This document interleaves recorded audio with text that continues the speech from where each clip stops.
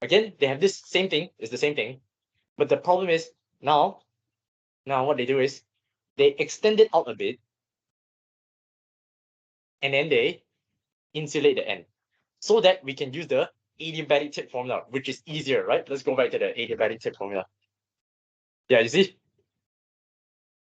So between this and this, of course, I'd rather use the adiabatic tip. So what we will do is we try to approximate the convective tip with an adiabatic tip formula by increasing the length a bit and then insulating at the end. Now you may ask me, why do we increase the length a bit? Because let's say we block off this end directly, then that means heat cannot go through here, right? So that means the heat transfer rate will reduce, but then they'll be inaccurate, right? So what we do is after we insulate the end, we must increase it a bit. Why? Because increasing it will compensate. Then the heat can transfer out of this here and here, right? So let's say you lose, let me just give a number. Let's say you lose 3 joules per second through the tip, right? But then after you block it out, right? After you block it out, then you will lose that 3 joules per second. So to compensate it, you must add a bit of length so that the 3 joules per second will come out through here instead. Okay, so that's just some side note. You don't have to be so detailed about it. So what you have to know at the end of the day is when you're given a rectangular fin, you want to try avoiding the convective tip. How do you try to avoid it? First, you check this criteria, ht over k. Okay, so you calculate ht over k, and then you check, is the value less than 0.0625? Yes, then you may use these formulas, okay, which are much more beautiful than the convective tip formula. Agree? Okay, so let's go on. Oh, yeah, you know what? While we're here, right? Let me explain what's the meaning of efficiency, right? Since we touched upon efficiency, okay, which is a different thing from the efficiency that we know in thermodynamics.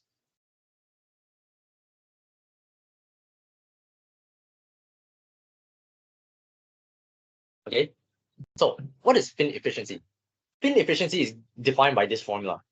So again, this is the Greek letter eta. Okay, it's not the Latin letter, the English letter letter n. It's eta. So it's given by q fin, q dot fin over q dot fin max. Okay, so we all know what q dot fin is. It's basically the total heat transfer escaping through the fin. Okay, so we all know what this is. The heat transfer rate escaping through the fin. What is q dot max?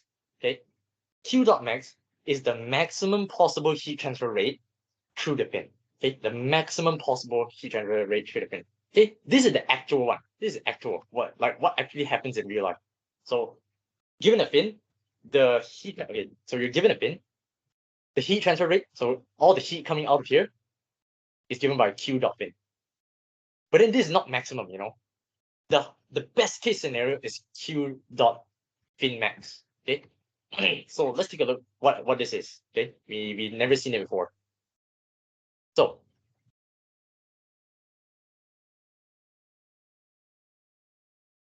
your maximum heat transfer rate through the fin is given by this formula. So H A TB minus T infinity. So A is the surface area of the fin, H is the heat transfer coefficient, B is the base temperature, and then T infinity is the ambient temperature. Okay, so let's have a look at this diagram that I got out for you. Okay, so I believe you've seen this in the lecture notes before. So you see this fin, okay? Throughout there's a 80 degrees and then 80 degrees, and then all of this is all 80 degrees, correct? But this doesn't actually happen, okay? What actually happens is as you move further away from the base, the temperature will get cooler and cooler, right? It's just like holding the handle of a frying pan. Okay, so let me just draw a frying pan. Okay, if you put your hand closer to the base, right? Like for example, let's say here, then you feel it's hotter. But then if you put your hand further away, right? Like let's say here, it'll be colder, right? So as you move further away from the frying pan, the bowl of the frying pan, it will feel cooler and cooler. And that's actually what happens. So this is the actual scenario. See, that's why they label here actual. So actual. So basically, the temperature profile is like this. It will go down and keep decreasing. Okay, but then this one is constant. Okay, so this, the heat transfer coming out of here is Q dot fin. This one is Q dot fin, fin max. Why is it maximum? Okay, let's have a look. Okay, let's take a look at the formula for heat transfer rate through convection. So we know it's this equal to HA T1 minus T2, right? So how do I make Q dot bigger? Okay, I can make Q dot bigger by increasing the temperature difference. Do you see this? This is the temperature difference. Temp difference. Okay, so if I want to increase Q, what I can do is I increase the temperature difference, right? Let's take a look at both scenarios. Okay, so let me.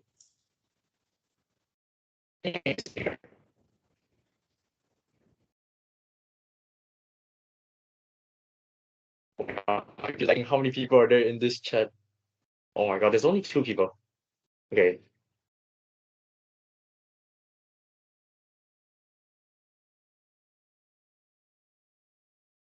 Okay. Take a look at this. Let's say that the ambient temperature in both cases, right? In both cases is 20 degrees Celsius. Okay. Now let's try to calculate the temperature difference between the ambient and the fin temperature for both scenario. Okay. So you see this? What's the difference between 20 degrees and 80 degrees? It's 60 degrees. Okay. And then here also 20 degrees and 80 degrees. It's also 60 degrees.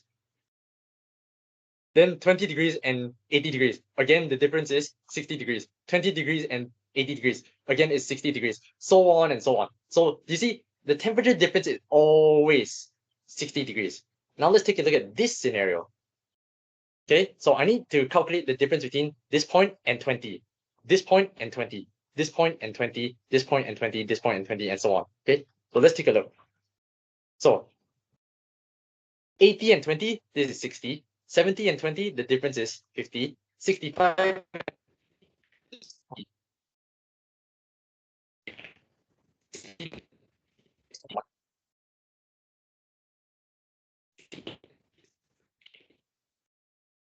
Okay, and that's enough.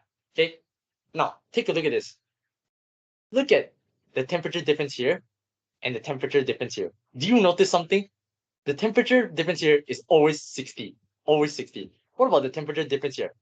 Do you notice that the temperature difference is decreasing? You see, 60, then 50, then 45, then 41, then 38. So you notice the temperature difference is decreasing. Okay, so that means this case is our maximum possible heat transfer because it always has the maximum possible temperature difference, namely 60 degrees. Okay, so this is maximum because temperature difference is maximum. Okay, the temperature difference is maximum. And what is this temperature difference given by? It's given by TB, right? TB is all this. This whole thing, right, is TB. Yeah, TB. The difference is given by TB.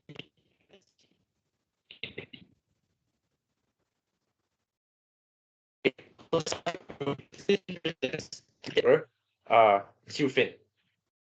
Okay, so that's how I explain the maximum possible heat transfer. Is when you keep the fin constant at the base temperature. Okay.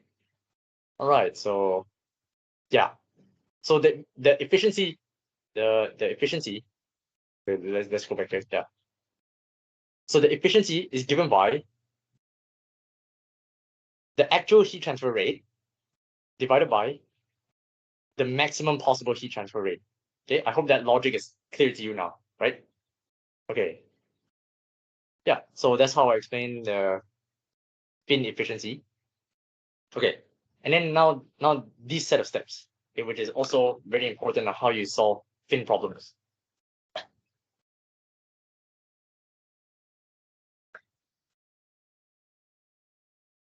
Okay, so step one, is it stated that it is a adiabatic, prescribed, infinite, or yeah, infinite fin? So what they're saying is, okay, if the question tells you what the fin type is, then use the correct formula for the fin. Okay, use the appropriate solution means use the correct formula. Okay, use the correct formula. So that means, okay, you go back up here, you open your lecture notes, you find this page, then if the question tells you, so we have an adiabatic tip, so you use the adiabatic tip formula.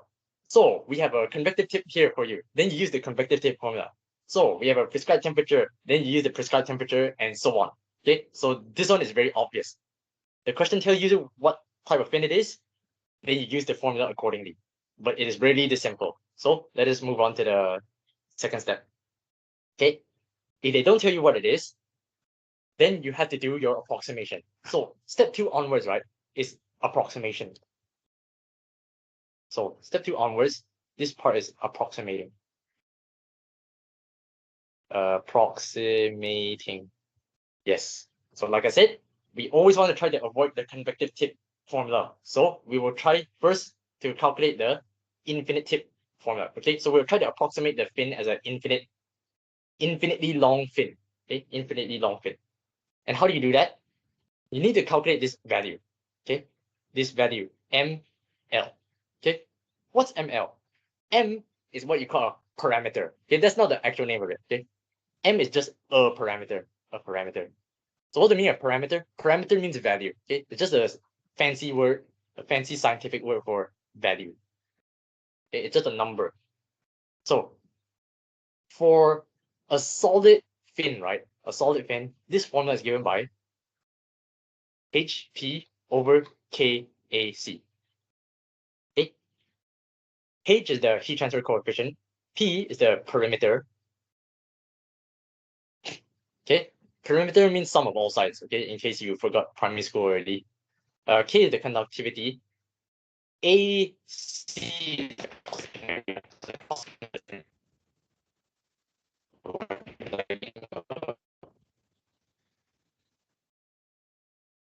Yeah, the cross section of the fin.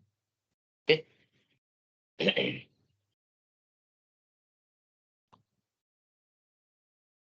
Yeah. So first thing you need to do is you calculate the value of m times L. Okay. So you calculate the value of m times L. Then you have to check. Okay. You have to check if this value is greater than or equal to 2.65. Okay. So if it is above the value of 2.65, then what you can do is you can use the formula for Q fin for infinitely long. So let's see what is that. So let's go back up. Okay, so what it's saying is, first calculate ML. If ML is 2.65, is greater than 2.65, then what you can do is you can use this formula. Okay, and if you calculate this formula and it happens to be greater than 4.6, then you can proceed to use this formula. Okay, so those two formulas,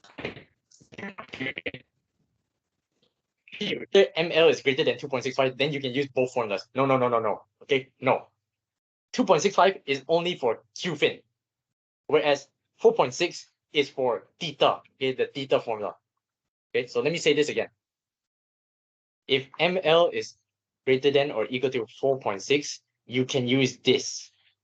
If ML is greater than or equal to 2.65, then you can use the second one.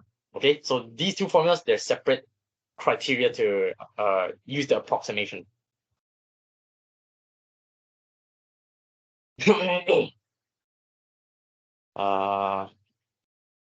Okay, yeah. Okay. What if both of them cannot work? Okay, let's say you calculate out ML to be let's say a ridiculously small value, let's say 1.03. Okay, is it greater than 2.65? No. Is it greater than 4.6? No. So that means you cannot use both of the infinitely long fin formulas. Okay, so move on to the next step. Check, is AC over A fin small enough to use the adiabatic tip solution? Okay, so what does this mean?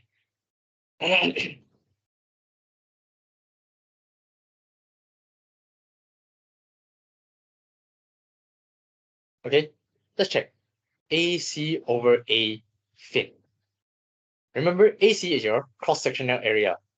Cross-sectional area. Then A fin is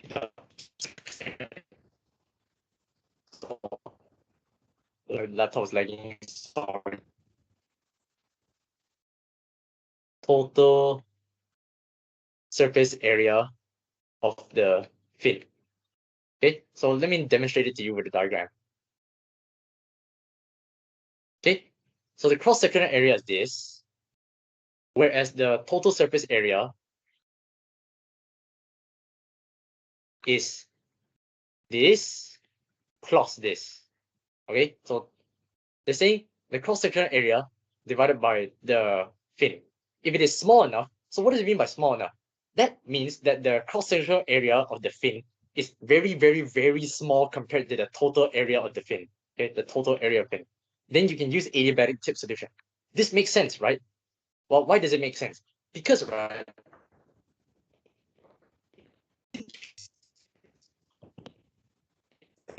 compared to the total fin, that means it's as though no heat can escape through the, it's as though no heat can escape through the tip.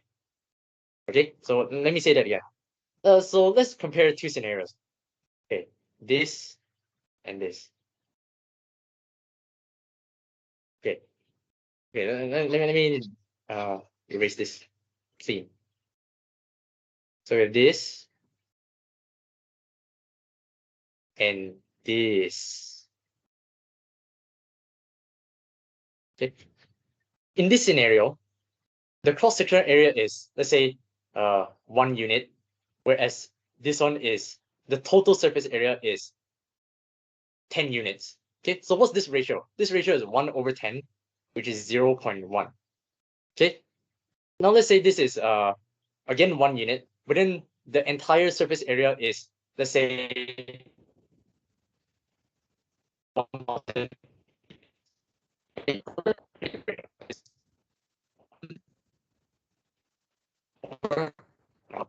Not responding. Okay, 1 over 1,000, which is 0.001. Okay, you see, the ratio here is larger, the ratio here is smaller. Let's imagine the worst case. I mean, a really extreme case. Okay, let's imagine an extreme case. Let's say 1 million, right? This would be like what, 0.0000001? Is it 1, 2, 3, 4, 5, 6? Yeah, correct. So if the cross-sectional area is super, super, super small compared to the entire surface area of the fin, it's almost like no heat is being transferred through the fin tip. And if there's no heat being transferred through the fin tip, then we can just call it a adiabatic tip. So that means if the cross-sectional area is small compared to the entire surface area, we can consider an adiabatic tip. Then we can use the adiabatic tip formulas. Okay, I hope you can understand this. So what's the criteria for the adiabatic tip approximation? Okay, so I asked Prof. Leong what's his criteria, and he told me that when AC over, hold on.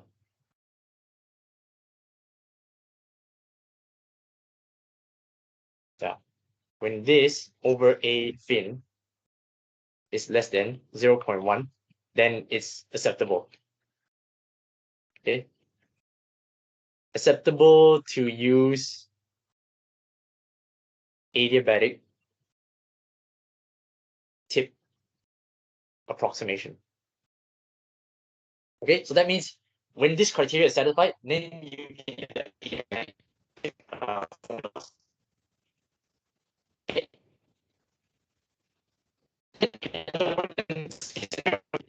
which is actually the convective tip formula. Okay, yeah, but rarely we will use that. Okay, so now let's try to get into the questions. Okay, I'm gonna start with question 3 first. Yeah, I'll go with question 3, question 5, then question 1 if we have enough time. Yeah, because I think question 3 and question 5 are the most important.